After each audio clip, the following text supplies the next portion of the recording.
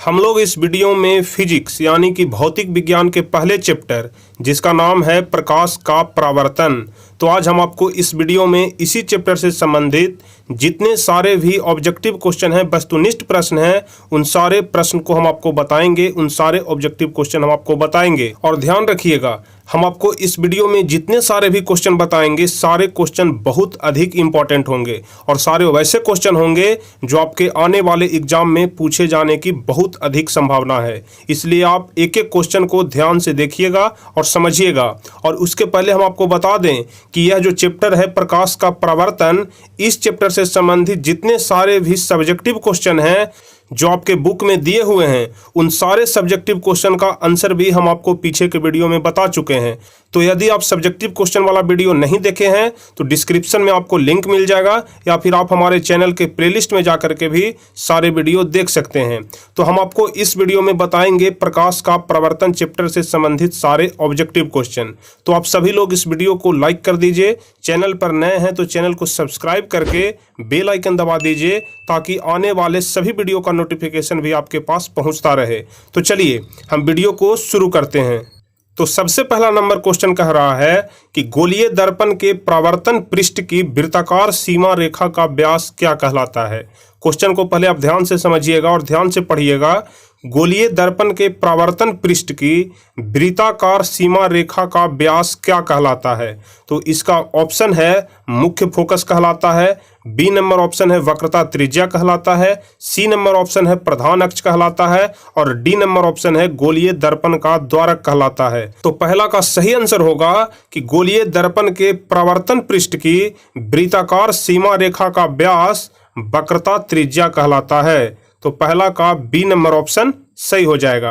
दूसरा number question हम लोग देखेंगे। तो दूसरा नंबर क्वेश्चन कह रहा है कि दंत विशेषज्ञ जो दांत के डॉक्टर होते हैं वह किस दर्पण का उपयोग मरीजों के दांतों का बड़ा प्रतिबिंब देखने के लिए करता है।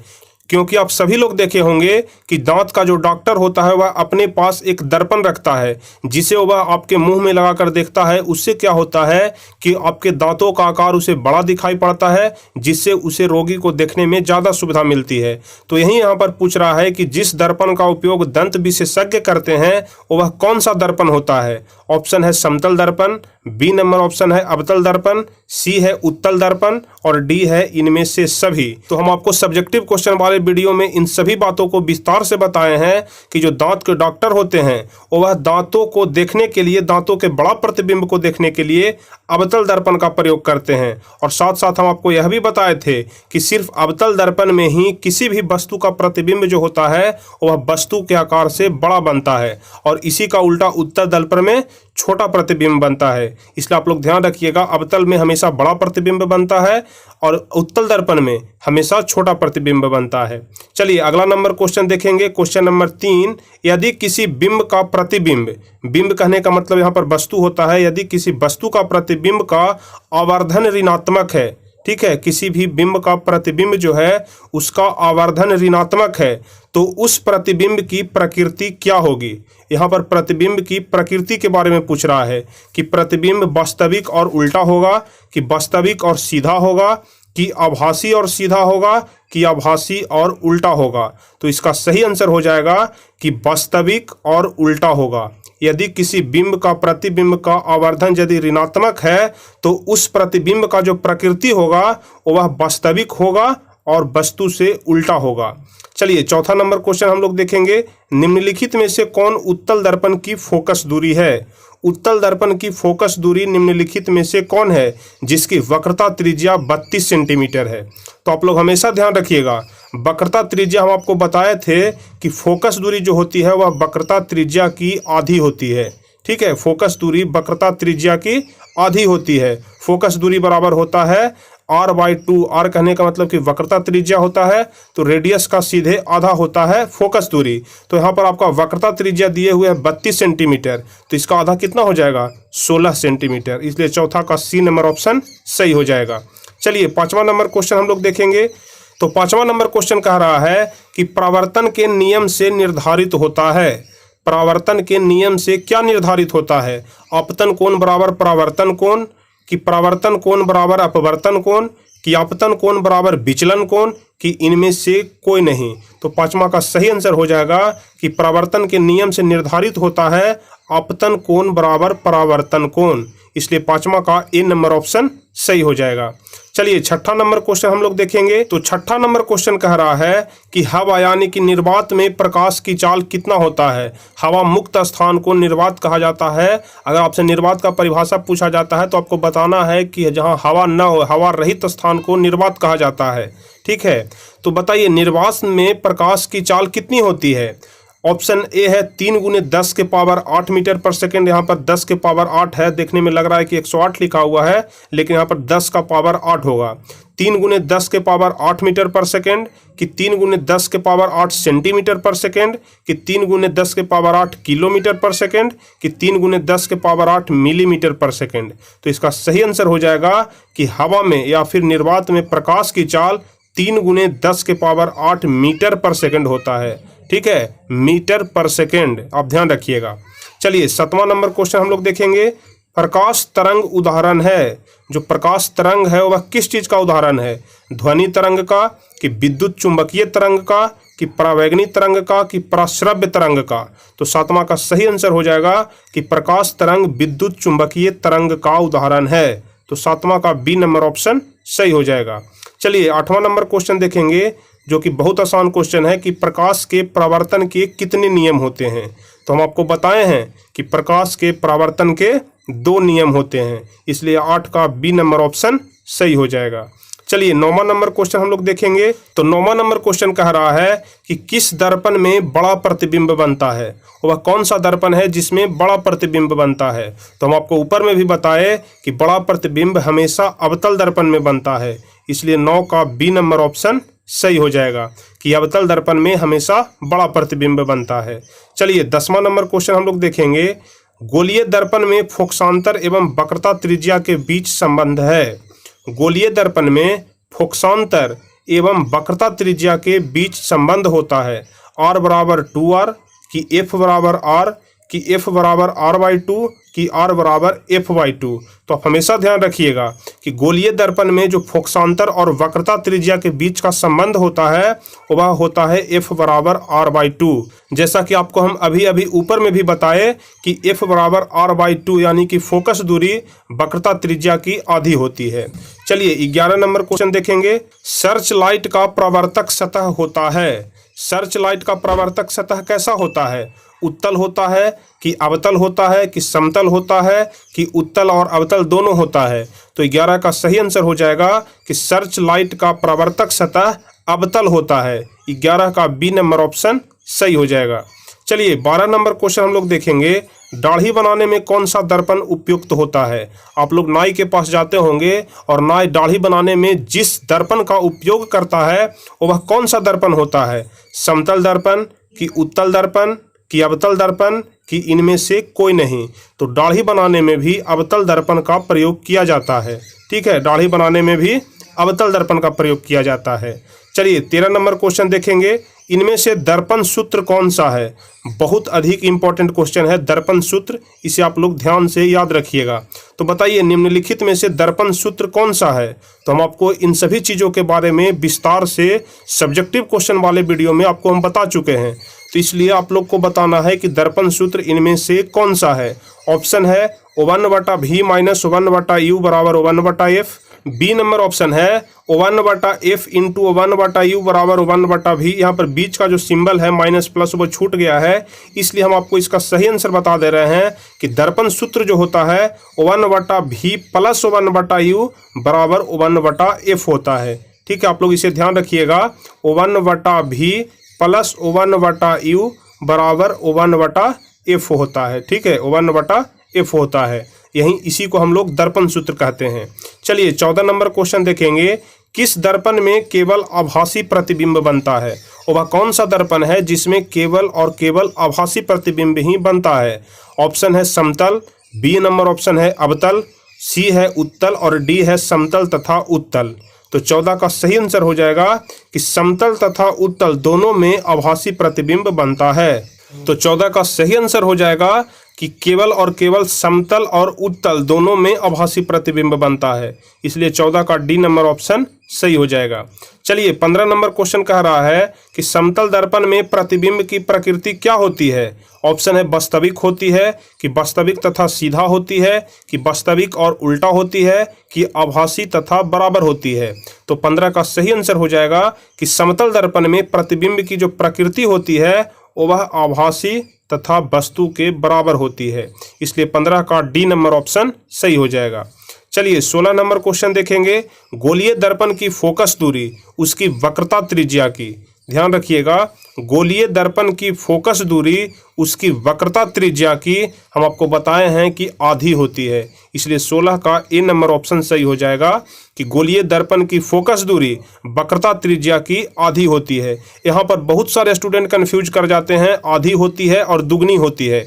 कुछ लोग हैं जो दुगनी होती है बता देते हैं, लेकिन इसका सही आंसर आप लोग ध्यान रखिएगा कि गोलीय दर्पण की फोकस दूरी उसकी वक्रता त्रिज्या की आधी होती है, F बराबर R/2 होता है। चलिए 17 नंबर क्वेश्चन देखेंगे। किसी वस्तु का आवर्धित काल्पनिक प्रतिबिंब बनता है, किसी भी वस्तु का आवर्धित और काल्पनिक प्रतिबिंब बनता है अवतल दर्पण से, कि समतल दर्पण से, कि उत्तल दर्पण से, कि सभी दर्पण से। तो 17 का सही आंसर हो जाएगा कि किसी भी वस्तु का आवर्धित और काल्पनिक प्रतिबिंब सिर्फ और सिर्फ अवतल दर्पण से ही बनता है, तो 17 का ए नंबर ऑप्शन सही हो जाएगा। चलिए 18 नंबर क्वेश्चन हम लोग देखेंगे। एक उत्तल दर्पण में बना प्रतिबिंब हमेशा होगा, एक उत्तल दर्पण में बना प्रतिबिंब हमेशा क्या होगा, वास्तविक और हासित होगा, कि बी नंबर है काल्पनिक और हासित होगा, कि सी है वास्तविक और आवर्धित होगा, कि डी है काल्पनिक और आवर्धित होगा। तो 18 का बी नंबर ऑप्शन सही हो जाएगा कि एक उत्तल दर्पण में बना प्रतिबिंब हमेशा काल्पनिक और हासित होता है, इसलिए 18 का बी नंबर ऑप्शन सही हो जाएगा। अब हम लोग अगला नंबर क्वेश्चन देखेंगे। Question number 19। ईंट है, ईंट जिससे घर बनाया जाता है, तो वह ईंट क्या है, एक पारदर्शी पदार्थ है, कि अपारदर्शी पदार्थ है, कि पारभासी पदार्थ है, कि इनमें से कोई नहीं। तो आप लोग को हम बताए हैं कि ईंट है जो अपारदर्शी पदार्थ है। पारदर्शी मतलब होता है कि हम लोग जिसके आर पार देख सके, जैसे शीशा होता है हम लोग उसके आर पार देख लेते हैं, लेकिन यहाँ पर ईंट है हम उसके आर पार नहीं देख सकते हैं, इसलिए यह अपारदर्शी पदार्थ के अंतर्गत आता है। चलिए 20वां नंबर क्वेश्चन है। हमारी आंखें जो देख सकती है वह वस्तुएं कौन सी वस्तु कहलाती है, दीप्त वस्तु कहलाती है, कि प्रदीप्त वस्तु कहलाती है, कि दीप्त या प्रदीप्त दोनों कहलाती है, कि इनमें से कोई नहीं। तो 20 का सही आंसर होगा कि हमारी आंखें जो देख सकती है वह दीप्त और प्रदीप्त दोनों वस्तु कहलाती है, मतलब दीप्त वस्तु को भी हमारी आंखें देख सकती है और प्रदीप्त वस्तु को भी हमारी आंखें देख सकती है। चलिए 21 नंबर क्वेश्चन देखेंगे। एक मनुष्य समतल दर्पण की ओर 3 मीटर पर सेकंड की चाल से आ रहा है। क्वेश्चन को ध्यान से पढ़िएगा। एक मनुष्य है वो समतल दर्पण की ओर 3 मीटर पर सेकंड की चाल से आ रहा है और मनुष्य को दर्पण में अपना प्रतिबिंब किस चाल से आता हुआ प्रतीत होगा। ठीक है, आपको बताना है कोई भी मनुष्य है वह समतल दर्पण में, यहाँ पर सबसे ज़्यादा इंपॉर्टेंट है कि समतल दर्पण में आ रहा है और 3 मीटर पर सेकंड की चाल से आ रहा है, तो मनुष्य को दर्पण में अपना प्रतिबिंब जो है वह किस चाल से आता हुआ प्रतीत होगा। तो आप लोग याद रखिएगा, यदि समतल दर्पण में कोई भी मनुष्य कितना भी गति से आ रहा हो, 3 मीटर पर सेकेंड या फिर 6 मीटर पर सेकेंड या फिर 10 मीटर पर सेकेंड, आपको सीधे उसका दुगना कर देना है। यानी कि अगर 3 मीटर पर सेकेंड की रफ्तार से आ रहा है तो समतल दर्पण में उसको 6 मीटर पर सेकेंड की रफ्तार से आता हुआ प्रतीत होगा, इसलिए 21 का सी नंबर ऑप्शन सही हो जाएगा। इस क्वेश्चन को आप लोग ध्यान रखिएगा, इस प्रकार का क्वेश्चन आपके परीक्षा में पूछा जा सकता है। चलिए 22 नंबर क्वेश्चन हम लोग देखेंगे। तो 22 नंबर क्वेश्चन कह रहा है कि संयुग्मी फोकस संभव है, संयुग्मी फोकस संभव है केवल उत्तल दर्पण में, कि अवतल दर्पण में, कि समतल दर्पण में, कि साधारण कांच में। तो आप लोग याद रखिएगा कि संयुग्मी फोकस जो होता है वह केवल अवतल दर्पण में ही संभव होता है, इसलिए 22 का बी नंबर ऑप्शन सही हो जाएगा। चलिए अगला नंबर क्वेश्चन देखेंगे। Question number 23। एक उत्तल दर्पण की फोकस दूरी 20 सेंटीमीटर है। एक उत्तल दर्पण है जिसकी फोकस दूरी 20 सेंटीमीटर है, उसकी वक्रता त्रिज्या क्या होगी। ऑप्शन है 10 सेंटीमीटर होगी, 15 सेंटीमीटर होगी, कि 20 सेंटीमीटर होगी, कि 40 सेंटीमीटर होगी। तो हम आपको ऊपर में बताए हैं कि फोकस दूरी जो होता है जिसको हम लोग लिखते हैं F बराबर R/2, यानी कि फोकस दूरी वक्रता त्रिज्या की आधी होती है। तो यहाँ पर फोकस दूरी कितना दिया हुआ है, 20 सेंटीमीटर दिया हुआ है। तो हमको यहाँ पर वक्रता त्रिज्या निकालना है। तो हम लोग यहाँ पर समझेंगे कि यदि F बराबर R/2 होता है तो हम लोग यदि R बराबर लिखना चाहेंगे तो F × 2 हो जाएगा, यानी कि F का दुगना हो जाएगा। तो यहाँ पर F कितना दिया हुआ है, 20 सेंटीमीटर दिया हुआ है। तो हम लोग इसका दुगना करेंगे तो 40 सेंटीमीटर हो जाएगा। तो इसलिए आप लोग इस फॉर्मूले को अच्छे से याद कर लीजिएगा, F बराबर R/2। फोकस दूरी हमेशा वक्रता त्रिज्या की आधी होती है। इसी से हम लोग वक्रता त्रिज्या भी निकाल लेंगे क्रॉस मल्टीप्लिकेशन करके। जैसे R बराबर 2F हो गया तो 2 के जगह हम लोग 2 को रहने देंगे और F के जगह जो F का मान है फोकस दूरी है उसे पुट कर देंगे। तो 20 × 2 बराबर कितना हो जाएगा, वक्रता त्रिज्या बराबर 40 सेंटीमीटर आंसर हो जाएगा। चलिए अगला नंबर क्वेश्चन देखेंगे, क्वेश्चन नंबर 24। यदि किसी वस्तु को एक दर्पण के सामने निकट रखने पर प्रतिबिंब सीधा बने। क्वेश्चन को ध्यान से पढ़िएगा। कोई भी वस्तु है और हम लोग यदि उस वस्तु को एक दर्पण के सामने उसके निकट में रखते हैं तो जो प्रतिबिंब है वह सीधा बन रहा है, किंतु दूर रखने पर प्रतिबिंब उल्टा बन रहा है, तो वह कौन सा दर्पण होगा। तो आप लोग इस प्रकार के क्वेश्चन में हमेशा ध्यान रखिएगा कि यदि हम लोग किसी दर्पण के नज़दीक में किसी वस्तु को रख रहे हैं तो वह सीधा बन रहा है और दूर में रख रहे हैं तो वह प्रतिबिंब उल्टा बन रहा है, तो वह हमेशा और हमेशा अवतल दर्पण ही होगा। तो 24 का बी नंबर ऑप्शन सही हो जाएगा। चलिए 25वां नंबर क्वेश्चन कह रहा है कि किसी दर्पण के सामने आप चाहे जितनी दूरी पर खड़े हों आपका प्रतिबिंब सीधा ही बनता है, तो संभवतः वह कौन सा दर्पण है। ठीक है, क्वेश्चन को पहले ध्यान से पढ़िए।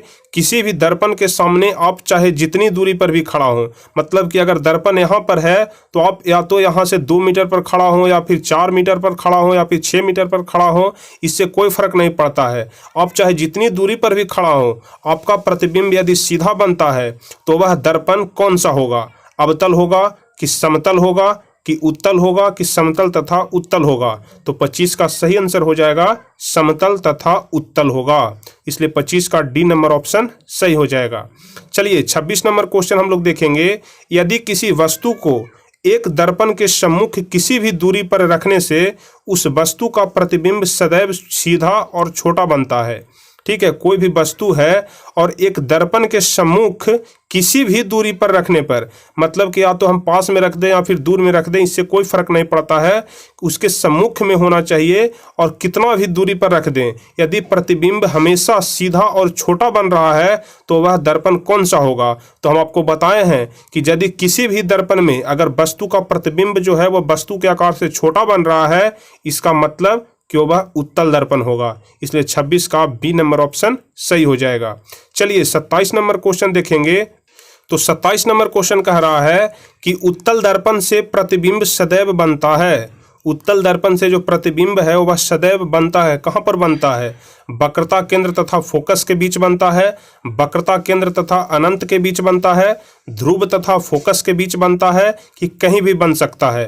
तो सबसे पहले हम आपको बता दें कि जो इस प्रकार का क्वेश्चन है कि हम लोग किसी वस्तु को किसी दर्पण के सामने कहाँ पर रखेंगे और उसका प्रतिबिंब कहाँ पर बनेगा, इसके बारे में हम आपको विस्तार से और बिल्कुल ही सरल भाषा में आपको हम पहले चैप्टर में सब्जेक्टिव क्वेश्चन वाले वीडियो में बता चुके हैं। और इस प्रकार के क्वेश्चन बहुत ज़्यादा इंपॉर्टेंट होते हैं, हमेशा 4 से 5 नंबर का प्रश्न आपको इससे संबंधित पूछा जाता है। इसलिए आप यदि विस्तार से इसे पढ़ना चाहते हैं तो पहले नंबर चैप्टर वाले वीडियो देख लीजिए, आपको वहाँ पर बिल्कुल ही अच्छी तरह से समझ में आ जाएगा।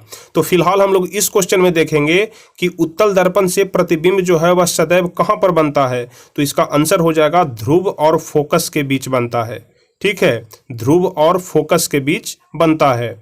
चलिए 28 नंबर क्वेश्चन कह रहा है कि किसी वस्तु को हम तभी देख पाते हैं जब वह वस्तु प्रकाश को क्या करता है, अवशोषित करता है कि परावर्तित करता है कि अपवर्तित करता है कि परावर्तित तथा अपवर्तित दोनों करता है। तो हम आपको मानव नेत्र वाले में बताए हैं या फिर प्रकाश के प्रवर्तन वाले में भी चैप्टर में बताए हैं कि हम लोग किसी वस्तु को तभी देख पाते हैं जब वह वस्तु प्रकाश को परावर्तित करता है। ठीक है, जब वह वस्तु प्रकाश को परावर्तित करता है और उसका प्रतिबिंब हमारी आंखों के रेटिना पर पड़ता है, तभी हम किसी वस्तु को देख पाते हैं। इसलिए 28 का बी नंबर ऑप्शन सही हो जाएगा। चलिए 29 नंबर क्वेश्चन कह रहा है कि किसी दर्पण में वास्तविक प्रतिबिंब नहीं बन सकता है। किसी दर्पण में वास्तविक प्रतिबिंब नहीं बन सकता है। तो यदि वास्तविक प्रतिबिंब नहीं बन सकता है तो इसका मतलब कि वह कौन सा दर्पण है? समतल दर्पण है कि अवतल दर्पण है कि समतल तथा अवतल दोनों है कि सभी दर्पण है? तो इसका सही आंसर हो जाएगा कि यदि उसमें वास्तविक प्रतिबिंब नहीं बन रहा है, इसका मतलब कि वह समतल दर्पण है, क्योंकि समतल दर्पण में हमेशा काल्पनिक प्रतिबिंब बनता है। ठीक है, इस बात को आप ध्यान रखिएगा। चलिए अगला नंबर क्वेश्चन देखेंगे, क्वेश्चन नंबर 30 कि अवतल दर्पण के फोकस से चलती किरणें परावर्तन के बाद, यदि अवतल दर्पण है और उसके फोकस से कोई किरण चल रही है और वह अवतल दर्पण से परावर्तन के बाद किधर की ओर मुड़ जाएगी, मतलब कि प्रधान अक्ष के समानांतर हो जाती है कि प्रधान अक्ष के लंबवत हो जाती है कि ध्रुव से होकर के गुजरती है कि वक्रता केंद्र से गुजरती है। तो आप लोग याद रखिएगा, यदि अवतल दर्पण के फोकस से चलती किरणें परावर्तन के बाद प्रधान अक्ष के समानांतर हो जाती है। ठीक है, यदि अवतल दर्पण के फोकस से कोई भी किरण परावर्तित होती है तो वह प्रधान अक्ष के समानांतर हो जाती है। चलिए अगला नंबर क्वेश्चन हम लोग देखेंगे, क्या समतल दर्पण में बने प्रतिबिंब को पर्दे पर उतार सकते हैं? क्या समतल दर्पण में जो प्रतिबिंब बन रहा है उसे हम लोग पर्दे पर उतार सकते हैं, हाँ या नहीं? तो इसका आंसर हो जाएगा नहीं। हम लोग समतल दर्पण में बने प्रतिबिंब को पर्दे पर नहीं उतार सकते हैं। ठीक है, तो इसलिए 31 का बी नंबर ऑप्शन सही हो जाएगा। अब 32 नंबर क्वेश्चन हम लोग देखेंगे। तो 32 नंबर क्वेश्चन कह रहा है कि प्रकाश की एक किरण किसी समतल दर्पण पर 60 डिग्री का कोण बनाते हुए टकराती है। कोई यदि समतल दर्पण है उस पर 60 डिग्री का कोण बनाते हुए कोई किरण उससे टकरा रही है, तो उसका परावर्तन कोण क्या होगा? 60 डिग्री होगा कि 30 डिग्री होगा कि 45 डिग्री होगा कि 90 डिग्री होगा? तो आप लोग हमेशा ध्यान रखिएगा, अगर किसी दर्पण से, ठीक है, अगर किसी समतल दर्पण से 60 डिग्री का कोण बनाते हुए कोई भी किरण टकराती है तो उसका परावर्तन कोण उसका आधा होता है, यानी कि इसका सही आंसर 30 डिग्री हो जाएगा। चलिए 33 नंबर क्वेश्चन हम लोग देखेंगे, समतल दर्पण से किसी वस्तु का प्रतिबिंब, समतल दर्पण से किसी वस्तु का प्रतिबिंब वास्तविक बनता है कि आभासी बनता है कि बड़ा बनता है कि छोटा बनता है? तो 33 का सही आंसर हो जाएगा कि समतल दर्पण से किसी वस्तु का प्रतिबिंब आभासी बनता है। ठीक है, 33 का बी नंबर ऑप्शन सही हो जाएगा। आप लोग यहाँ पर एक बात ध्यान रखिएगा कि आभासी और काल्पनिक दोनों एक ही चीज़ होता है। तो यदि आभासी की जगह काल्पनिक भी दिया रहे कि काल्पनिक बनता है तो आपको वह भी सही आंसर होगा, क्योंकि आभासी और काल्पनिक दोनों एक ही चीज़ होता है। चलिए 34 नंबर क्वेश्चन की तरफ हम लोग बढ़ेंगे। किसी वस्तु का अवतल दर्पण द्वारा बना प्रतिबिंब आभासी, सीधा तथा वस्तु से बड़ा पाया गया। कोई भी अवतल दर्पण द्वारा, क्योंकि अवतल दर्पण में ही बड़ा प्रतिबिंब बनता है, तो बताइए कि किसी वस्तु का अवतल दर्पण द्वारा बना प्रतिबिंब यदि आभासी है, सीधा है और वस्तु से बड़ा है तो वह वस्तु की स्थिति कहाँ होना चाहिए, यानी कि वह वस्तु कहाँ पर रखा हुआ होगा कि उसका प्रतिबिंब आभासी भी होगा, सीधा भी होगा और वस्तु से बड़ा भी होगा। वस्तु को हम लोग कहाँ पर रखेंगे? मुख्य फोकस और वक्रता केंद्र के बीच रखेंगे कि वक्रता केंद्र पर रखेंगे कि वक्रता केंद्र से परे रखेंगे कि दर्पण के ध्रुव तथा मुख्य फोकस के बीच रखेंगे? तो इसका सही आंसर हो जाएगा दर्पण के ध्रुव तथा मुख्य फोकस के बीच रखेंगे, तभी उसका प्रतिबिंब है जो आभासी, सीधा और वस्तु से बड़ा बन सकता है। इसलिए 34 का डी नंबर ऑप्शन सही हो जाएगा। 35 नंबर क्वेश्चन कह रहा है कि निम्नलिखित में किस दर्पण द्वारा किसी वस्तु का वास्तविक प्रतिबिंब मिल सकता है? निम्नलिखित में किस दर्पण द्वारा किसी वस्तु का वास्तविक प्रतिबिंब मिल सकता है? हम आपको यहाँ पर जितने सारे भी क्वेश्चन बता रहे हैं, ऐसा क्वेश्चन आपको कहीं पर देखने के लिए नहीं मिलेगा। तो 35 नंबर क्वेश्चन को आप लोग ध्यान से समझिएगा। निम्नलिखित में किस दर्पण द्वारा किसी वस्तु का वास्तविक प्रतिबिंब मिल सकता है? वह कौन सा दर्पण है जिसके द्वारा हमें वास्तविक प्रतिबिंब प्राप्त होता है? उत्तल दर्पण कि समतल दर्पण कि अवतल दर्पण की इनमें से कोई नहीं? तो 35 का सही आंसर हो जाएगा कि वास्तविक प्रतिबिंब हमें अवतल दर्पण द्वारा प्राप्त होता है। इसलिए 35 का सी नंबर ऑप्शन सही हो जाएगा। अब 36 नंबर क्वेश्चन हम लोग देखेंगे, उत्तल दर्पण द्वारा बना प्रतिबिंब कैसा होता है? उत्तल दर्पण द्वारा बना प्रतिबिंब कैसा होता है? हमेशा सीधा होता है कि हमेशा उल्टा होता है कि सीधा और उल्टा दोनों होता है कि इनमें सभी गलत है? तो याद रखिएगा, उत्तल दर्पण द्वारा बना प्रतिबिंब हमेशा सीधा होता है। 36 का ए नंबर ऑप्शन सही हो जाएगा। चलिए 37 नंबर क्वेश्चन कह रहा है, अवतल दर्पण में आवर्धित काल्पनिक प्रतिबिंब बनाने के लिए वस्तु को कहाँ रखा जाता है? अवतल दर्पण में आवर्धित और काल्पनिक दोनों प्रकार के प्रतिबिंब बनाने के लिए वस्तु को कहाँ रखा जाता है? फोकस पर रखेंगे कि फोकस के अंदर रखेंगे कि वक्रता केंद्र से परे रखेंगे कि वक्रता केंद्र और फोकस के बीच रखेंगे? तो याद रखिएगा, अवतल दर्पण में आवर्धित काल्पनिक प्रतिबिंब बनाने के लिए हम लोग वस्तु को फोकस के अंदर रखेंगे। 37 का बी नंबर ऑप्शन सही हो जाएगा। चलिए 38 नंबर क्वेश्चन कह रहा है कि एक गोलीय दर्पण द्वारा बने प्रतिबिंब का आवर्धन ऋणात्मक हो तो प्राप्त प्रतिबिंब कैसा होगा? यदि प्रतिबिंब का आवर्धन ऋणात्मक हो, यहाँ पर समझने वाली बात है कि गोलीय दर्पण में प्रतिबिंब का आवर्धन जो है वह ऋणात्मक है, तो जो हमें प्रतिबिंब प्राप्त होगा वह उल्टा होगा कि सीधा होगा कि सीधा भी हो सकता है और उल्टा भी हो सकता है कि इनमें सभी गलत है। तो हमेशा आप याद रखिएगा कि किसी भी गोलीय दर्पण में प्रतिबिंब का आवर्धन यदि ऋणात्मक हो तो वह जो प्राप्त प्रतिबिंब होगा वह हमेशा उल्टा होगा। इसलिए 38 का ए नंबर ऑप्शन सही हो जाएगा। अब हम लोग 39 नंबर क्वेश्चन की तरफ बढ़ेंगे। साइड मिरर के रूप में उपयोग होता है। साइड मिरर कहने का मतलब कि मोटरसाइकिल के या फिर कार के या फिर गाड़ी के जो बगल में ड्राइवर के पास जो दर्पण लगाया जाता है उसी को साइड मिरर बोलते हैं। ठीक है, तो साइड मिरर के रूप में जो दर्पण लगाया जाता है वह कौन सा दर्पण होता है? ऑप्शन ए है उत्तल दर्पण, यहाँ पर लेंस लिखा गया है, यहाँ पर दर्पण होगा। ऑप्शन ए है उत्तल और ऑप्शन बी है अवतल, सी है दोनों और डी है इनमें से कोई नहीं। तो 39 का सही आंसर हो जाएगा साइड मिरर के रूप में उत्तल दर्पण का प्रयोग किया जाता है। चलिए 40 नंबर क्वेश्चन कह रहा है कि सोलर कुकर में व्यवहार किया जाता है। सोलर कुकर में कौन से दर्पण का प्रयोग किया जाता है? अवतल दर्पण का कि उत्तल दर्पण का कि समतल दर्पण का कि परावैलिक दर्पण का? तो 40 का सही आंसर हो जाएगा कि सोलर कुकर में हमेशा अवतल दर्पण का प्रयोग किया जाता है। हम आपको पहले भी यह चीज बता चुके हैं कि सोलर कुकर में अवतल दर्पण का प्रयोग किया जाता है। तो हम लोग इस वीडियो में क्वेश्चन नंबर 40 तक देखे, यानी कि ऑब्जेक्टिव क्वेश्चन अभी तक हम आपको 40 बताए हैं। लेकिन हम आपको बता दें कि यह जो चैप्टर है प्रकाश का प्रवर्तन, यह थोड़ा बड़ा चैप्टर है। इसमें टोटल कुल क्वेश्चन की संख्या 75 है। ठीक है, हम आपको इसमें 75 महत्वपूर्ण ऑब्जेक्टिव क्वेश्चन बताएंगे।